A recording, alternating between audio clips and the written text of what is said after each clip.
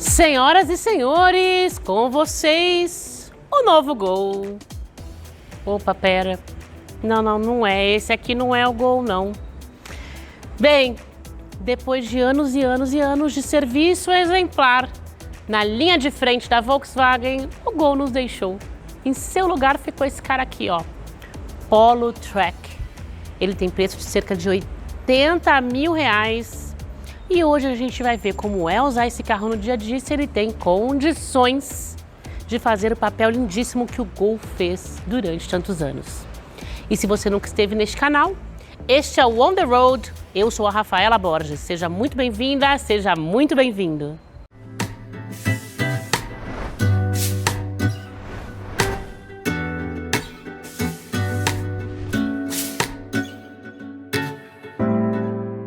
Um carro de entrada como o Polo Track não é uma presença muito constante nessa garagem, não, e quem acompanha o canal sabe.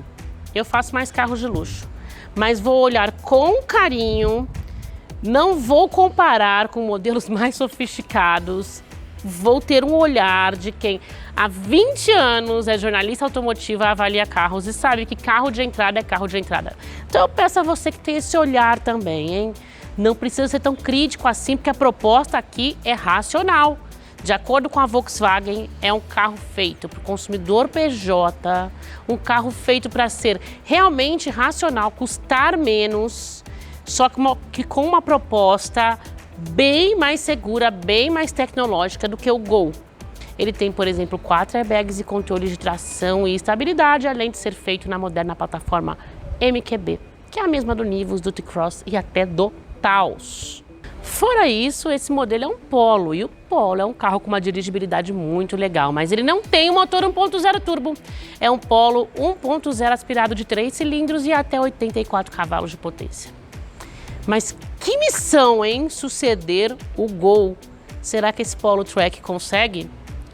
E agora você vem ver tudo comigo, o que ele tem, o que ele não tem e como ele se sai no dia a dia. Vamos?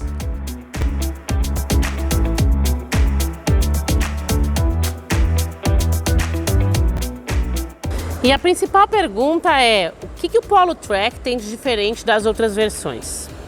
Quando a gente olha aqui de perto, esse carro é um Polo. Nada mais, nada menos do que um Polo. Antes do lançamento do Polo Track, existiam algumas especulações por aí dizendo que ele seria um modelo diferente para suceder o Gol. Mas ele não é, não. Ele é uma versão menos equipada do Polo. Essa é a principal diferença e eu vou mostrar os equipamentos que ele não tem. Uma coisa importante para dizer, antes da chegada do Polo Track no ano passado, a Volkswagen fez mudanças no Polo. Tirou o freio traseiro a disco e deixou o motor 1.0 turbo menos potente. Isso aqui não importa tanto porque este carro não usa o motor 1.0 turbo. Então o próprio Polo ficou menos premium.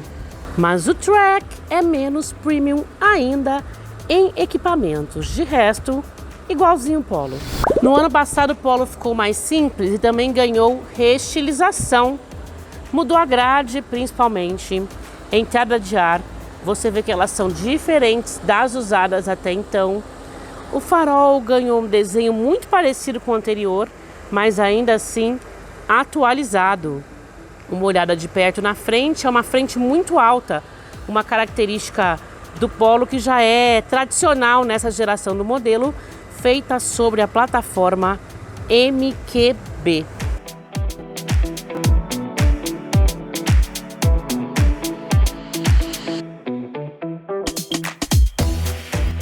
O que temos para falar sobre a lateral do carro? A gente começa aqui pelas rodas, são modelos de 15 polegadas, não são pequenas não, hein, para um carro de entrada. Pneus 185/65 e ele tem essas calotas bem fechadinhas. Eu gostei do desenho das calotas, acho que visto de longe elas podem até se passar por rodas, de repente de alumínio. Não, né, gente? Não vamos exagerar também. Mas achei bonitinhas. A minha opinião não é compartilhada por muitos, porque em meu perfil do Instagram, várias pessoas criticaram as calotas. Mas eu acho que elas criticaram mais o fato do Polo de 80 mil reais usar as calotas do que o desenho do componente em si. Falando de dimensões, elas são as mesmas do Polo, dos outros Polos, o Comfort Line, o Highline. Confira aí na tela todas elas. Retomando aqui o que eu já tinha falado, o Polo perde um diferencial que ele tinha no segmento, que é o freio a disco traseiro, agora freio a disco só na dianteira.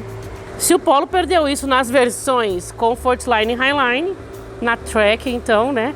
Obviamente o freio traseiro é a tambor. Agora a suspensão traseira sempre foi mesmo por eixo de torção.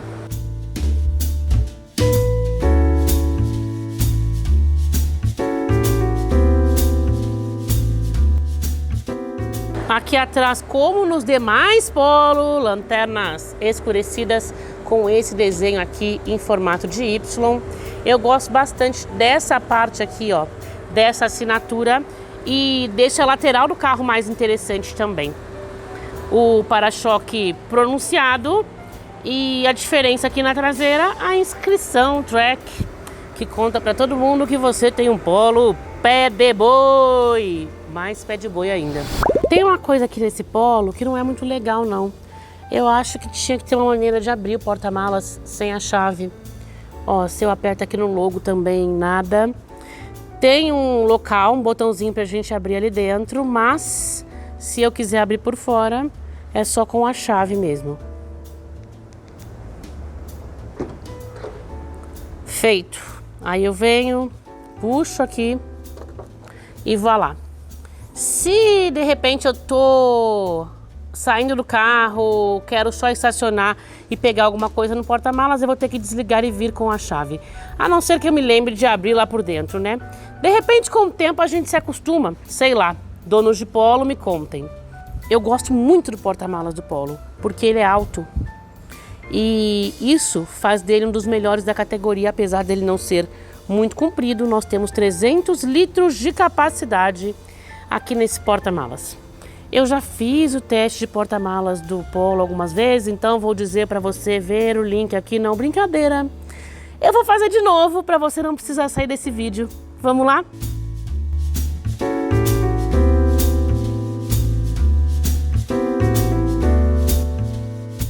Como ele é alto, eu consigo colocar essas duas malas médias aqui de 23 quilos nessa posição.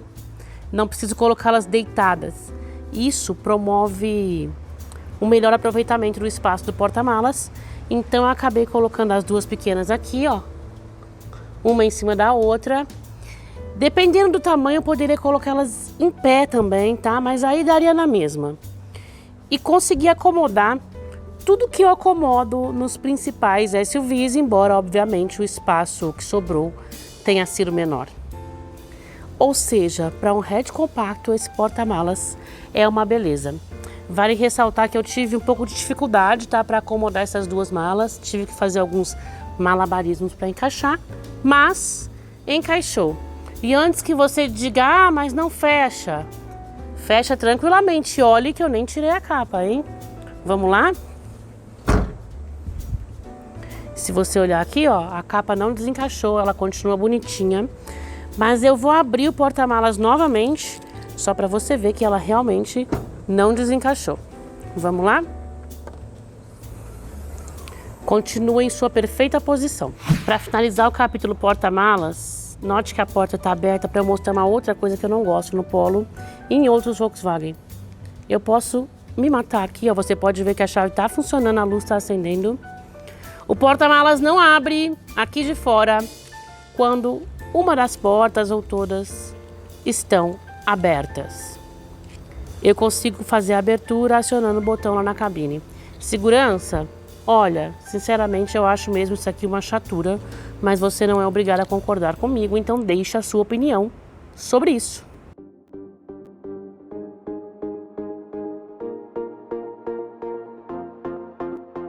Eu acho o espaço traseiro do Polo bem decente. Esse banco está ajustado para mim. Olha o espaço que sobrou, mas eu vou entrar para mostrar. Ali um banco ajustado para uma pessoa mais alta, 1,80 m, 1,75 m mais ou menos, o encosto um pouco reclinado, sobra menos espaço. Túnel central alto, temos, e também bem curto, né? Então alguém aqui no meio não vai ficar tão bem acomodado ou vai ficar muito mal acomodado. Mas um hatch compacto, né? Levar 3 é sempre um problema, não tem largura para isso. Não tem entrada USB aqui atrás, nem saída de ar. Outras versões do Polo tem a saída de ar atrás. Pelo menos tinha, a tal da minha irmã, que eu acho que é um 2021, Comfortline, tem. Agora eu não estou lembrando se a Volkswagen tirou isso nessa nova versão, né? Lançada no ano passado. Olha só o que sobrou aqui de espaço para minha perna. Muito mais de um palmo, muito mais mesmo. Para um hatch, gente, esse espaço aqui é fenomenal. E o banco é bem baixo, então a gente tem muito espaço para a cabeça também, porque o Polo não é um carro baixinho, não. Vou para o outro lado agora. Para mim ficou ok. Menos de um palmo, bem menos de um palmo. Agora uma pessoa mais alta vai ter problemas aqui, né? Ainda assim, vai ali atrás de mim que você vai de boa. Mas, sério, gente, não é um espaço ruim, não, para um modelo da categoria. Aqui no meio, ó, só para ilustrar, não cabe o pé. E a perna até que não fica tão para cima, fica um pouquinho. Mas não cabe o pé, né? Bem desconfortável viajar desse jeito.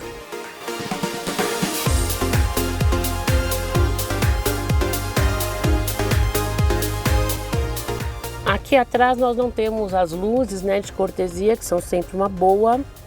Mas nós temos esses ganchinhos aqui para pendurar de repente um casaco ou alguma outra coisa, algum outro objeto que tenha alça. Passando aqui para a parte da frente, não tem multimídia, né, gente? Ó, tem esse rádio aqui, fazia muito tempo que eu não via nada parecido. E ele não é de série, não. É o único opcional do produto por cerca de R$1.000. Pelo menos ele vem com o ar-condicionado e eu vou aproximar aqui para você ver as duas entradas USB do tipo C. Então nós temos o total de 2 entradas USB na cabine, nenhuma do tipo A, 2 do tipo C. Não temos carregador de celular por indução. O câmbio é um manual de 5 velocidades. O freio de estacionamento manual também, como nos outros Polo. Os porta-copos da Volkswagen eu não gosto, acho muito estreitos. Não é toda latinha, toda garrafinha que cabe aqui. E não tem pinça, nem borrachinha para adaptar. Isso não é só com esse carro, não. Os outros Polo também são assim. As outras versões, assim como o T-Cross, o Nivus. O novo Virtus ainda não vi, mas imagino que não tenha mudado. E aqui um pequeno porta-objetos, dá para colocar moedinhas, outros objetos pequenos. E um maior aqui atrás. Falando de acabamento, a gente não tem só aquele plástico duro, liso, não. A gente tem um plástico mais trabalhadinho, mostrando de perto aqui nos painéis e aqui também. Mas é duro, gente. Depois eu vou mostrar de pertinho, tá? Começando agora pelas portas.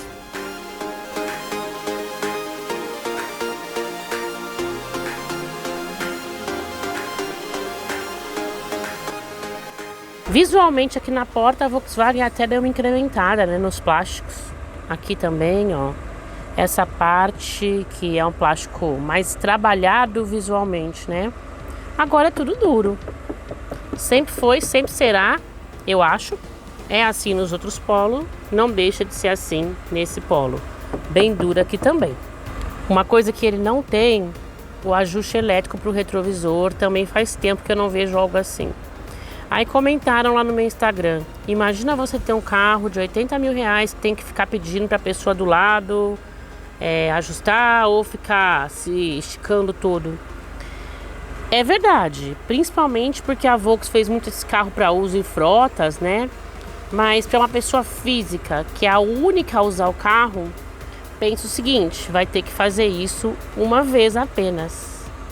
Não tô defendendo a Volkswagen também não, tá? Acho que o retrovisor elétrico não custa. No entanto, é um carro mais barato e isso que eu falei, depende do seu uso. Se você tiver que fazer isso uma vez só, não vai fazer tanta diferença. É uma e pronto. Sacou? Agora vamos falar aqui do interior visto de frente. Eu gosto dos bancos inteiriços que o Polo adotou a partir da reestilização feita no ano passado.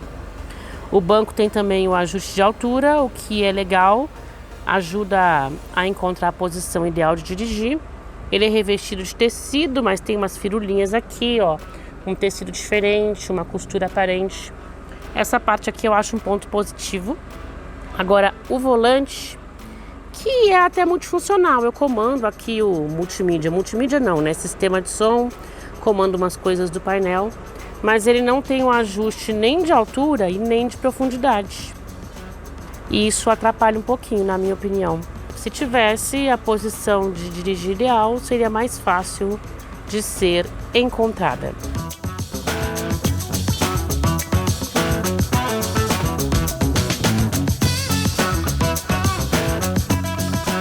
O painel é bem simples, mas tem contagiros e a leitura aqui dos instrumentos é muito boa. Nós temos uma pequena tela de TFT aqui no centro, que eu posso ir mudando aqui o que eu vejo.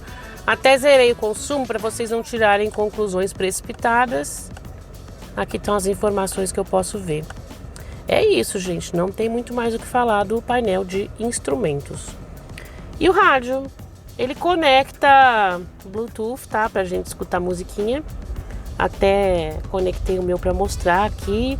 A gente vai comandando por esses botões, por esse botão aqui para fazer o comando. Temos vários botões físicos, porque a tela é de rádio mesmo, né? O que me faz mais falta, eu acho que é a câmera de ré. Não estou mais acostumada a estacionar sem ela e também não tem o sensor de estacionamento. E falar o que mais do rádio, né? Não tem muito mais o que falar. Aqui algumas configurações. Ele está mostrando que a gente tem o sistema de estabilidade, temos também o sistema de tração, além dos 4 airbags.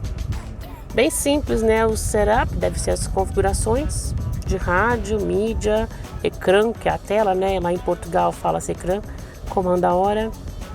Gente, fazia tempo mesmo que eu não via algo assim. Vou voltar para mídia. Tá avisando que tá sem o cartão SD, mas a gente pode mudar a fonte, né? Cartão SD, USB e Bluetooth. That's it.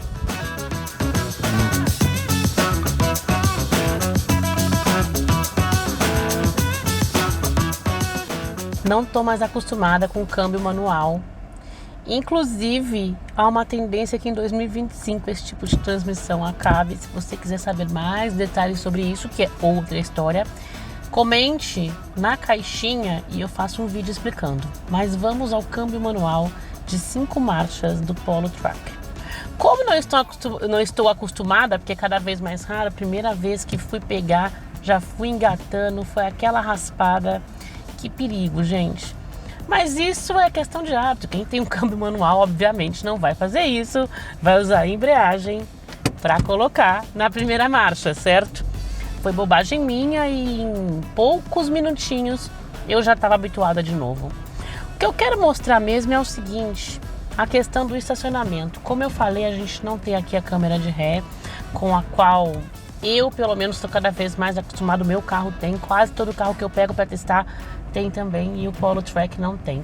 Mas o pior é não ter o sensor de estacionamento. Eu acho que isso, pelo menos, a Volkswagen podia incluir, porque o lance é o seguinte, você vai estacionar, é um carro pequeno, tudo bem, cabe na vaga. E aí, na hora que eu vou me aproximando aqui das extremidades, o dianteiro, obviamente, não teria mesmo, né? Eu tô me aproximando, só olhando aqui no espelho, e aí não tem uma câmera, né, pra me orientar. E ó, vou me aproximando e nada, né? E pelos espelhos fica mais difícil saber a distância que você tá de fato da parede. Se a vaga for muito pequena, o carro vai ficar para fora, vai ficar fora da linha, você vai descer, vai ver que tá errado, vai começar tudo de novo. Então a câmera facilita nesse sentido, e se não tem câmera, o sensor facilita ainda mais. Eu sei, gente, que antigamente nenhum carro tinha, mas a verdade é que é uma facilidade que hoje é muito comum, principalmente o sensor. E a Volkswagen poderia colocar, então, pelo menos como um opcional, na minha opinião. Porque o carro não é um pacote fechado, ele tem opcional, né? Eu já contei. O rádio é opcional. Então, por que não colocar o sensor de estacionamento como um opcional para quem precisa? Custava? Inclusive, já que o rádio é opcional, por que não colocar uma central multimídia de verdade com câmera de ré como opcional? Ficam essas perguntas para a Volkswagen, que poderia ter deixado o Polo Track um produto melhor, mais interessante para as pessoas. O retrovisor elétrico também poderia ser opcional. O carro ia ficando mais caro, é óbvio, mas atingiria mais clientes que não abrem mão desse tipo de facilidade.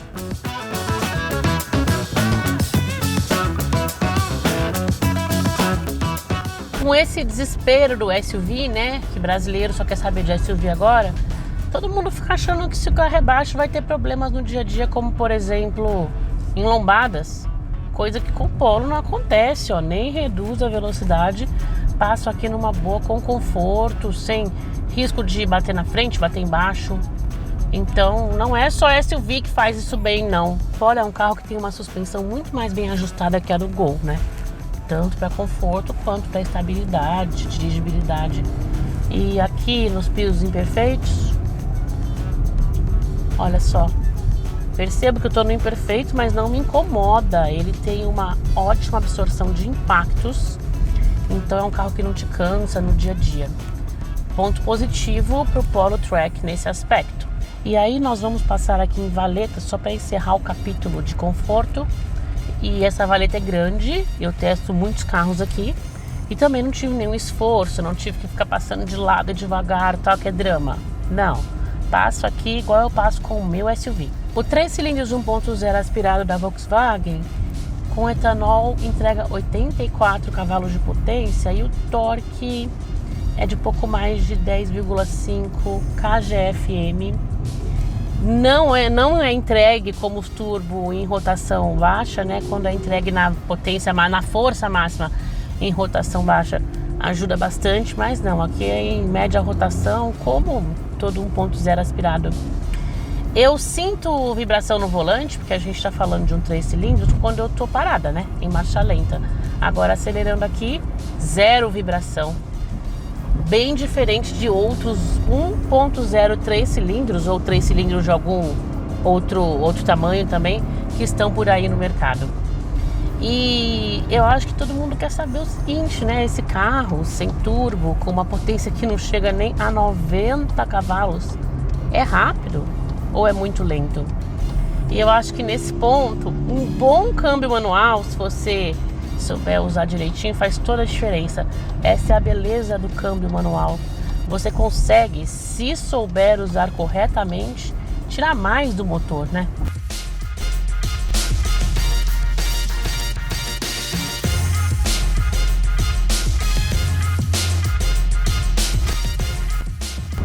Eu não preciso esperar que o câmbio faça a redução para mim, né, quando é necessário, na hora que eu quero ganhar velocidade, por exemplo.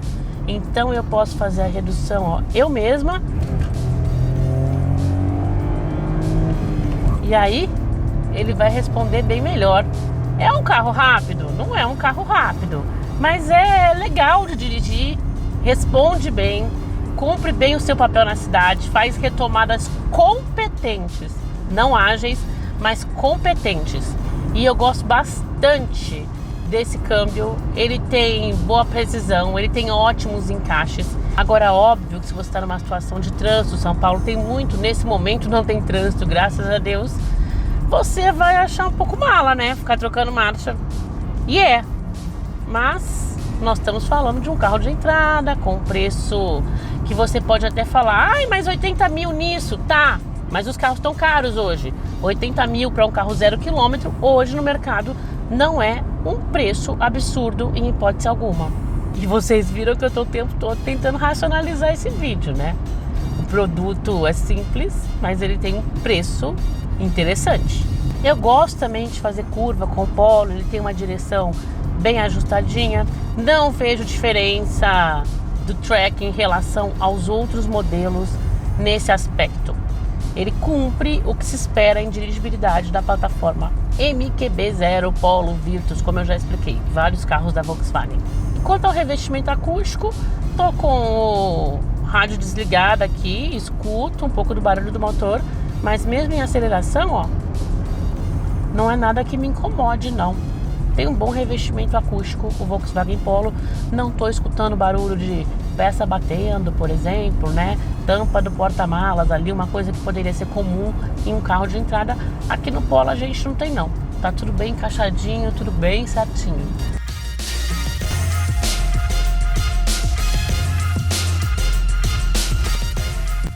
O meu consumo de álcool na cidade não foi bom, não.